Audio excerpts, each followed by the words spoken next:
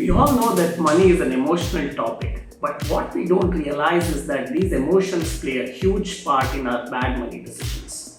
I have read a lot of personal finance books, but none goes into how we think about and behave around money better than this book, The Psychology of Money by Morgan Housel.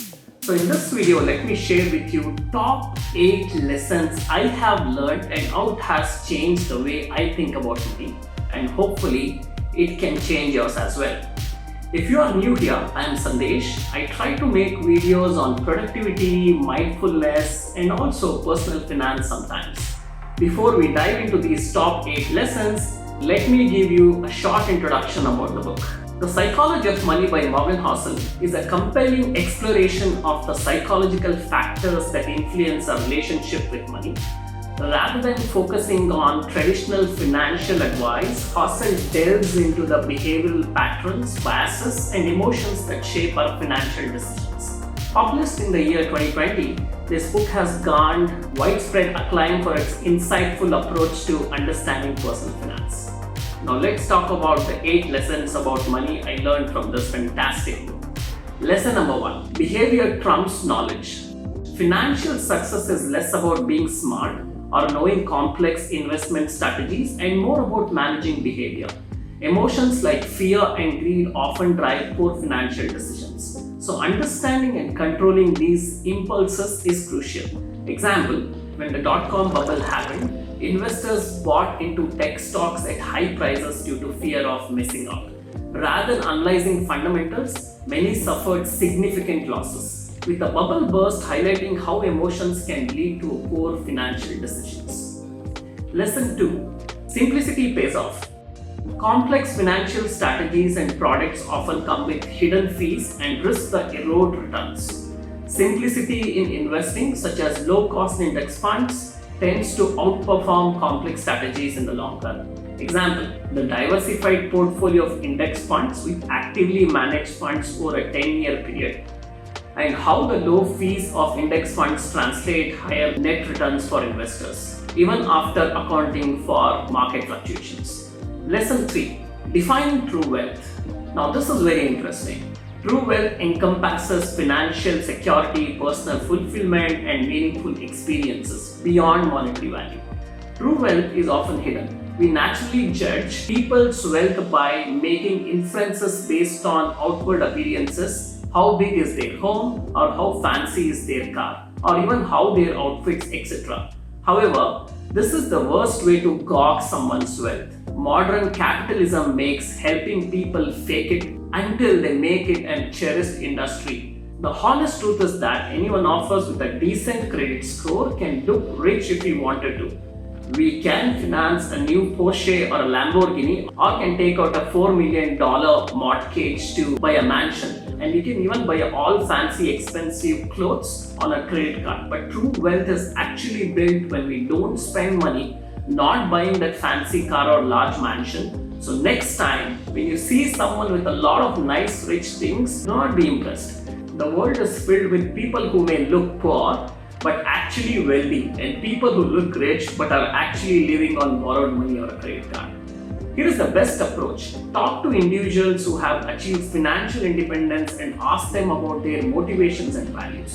Showcase how they prioritize spending on experiences, education, or even philanthropy that aligns with their life goals, rather than purely accumulating material wealth. Lesson 4. Time and patience are key. The most significant factor in building wealth is time. Patience allows compound interest to work like magic, turning small, consistent savings into substantial wealth over the long period of time.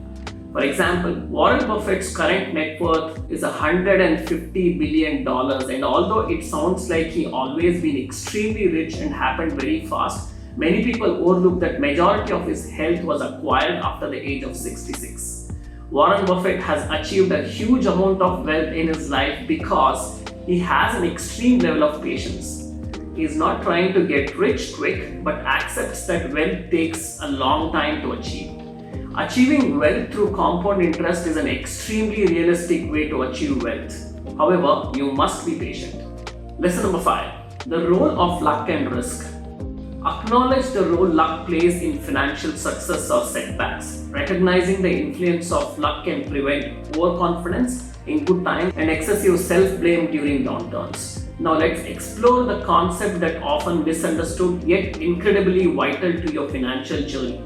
The intrinsic relationship between the luck and risk. You see, these two are like two faces of the same coin. Let's talk about Bill Gates. He was lucky enough to have access to a computer at his high school at a time when even most universities didn't have one. He was one of the 300 students in the world of 300 million high school age people this unique opportunity. Gates himself admits, if there has been no computer at my high school, there would have been no Microsoft. But here's the twist. Gates had a friend, Kent Evans, equally brilliant and equally passionate about computers. And they were dreaming of future empires. But Kent never got to see the future. Unfortunately, he died in a mountaineering accident before graduating high schools. The odds of such a tragedy also 1 in a million. The reality is, Gates experienced 1 in a million luck, while Kent faced 1 in a million risk. Both were shaped by the forces beyond their control. Forces that could easily have swung the other way. So when you look at someone's financial success or failure, remember it's never as straightforward as it seems, because luck and risk are hard to quantify. We often ignore them by attributing success to skill and failure to the lack of it. But that's dangerous game for every Gates. For every Gates there's Kent. The line between inspiringly bold and foolishly reckless is often razor thin and only visible in hindsight. So the takeaway is to be cautious about who you admire and who you dismiss. Not all success is due to hard work, and not all failure is due to laziness. Keep this in mind. While judging people, including yourself, the key is to arrange your financial life so that a setback won't wipe you, allowing you to continually playing until luck turns in your favor. So the next time you are evaluating your financial decisions, remember to give a luck and risk the respect they deserve, because nothing is as good or as bad it seems. Lesson number 6. The power of compounding. Compounding interest allows money to grow exponentially over time, where earnings accumulate on both the initial principal and the accumulated interest. Morgan Housel quotes the example of how Warren Buffett made fortune through investments. Buffett's fortune reached $86.5 billion, without a doubt a phenomenal investor. This is how more than 90% of his assets were accumulated after 50 years of age. Warren Buffett's skill is investing, but his secret is time. This is how compounding works. The lesson the author wants to teach is that good investing isn't necessarily about earning the highest returns. The highest returns tends to be one-off hits that can't be repeated. Good investing is about earning pretty good returns that you can stick with and which can be repeated for a long period of time. And as Charlie Munger said, the first rule of compounding is never to interpret it unnecessarily. Compound interest isn't like planting a tree. In 1 year, you won't see much progress. In 10 years, you will notice the difference, and in 50 years, you will have created something extraordinary. But staying on your feet all the time requires you to survive the unpredictable ups and downs of life that we will experience over time. Lesson number 7. Freedom. Let's talk about something that often ends game but rarely discussed: freedom. The ultimate luxury money can buy isn't penthouse mansion in Manhattan or a private jet. It's the freedom to live life on your own terms.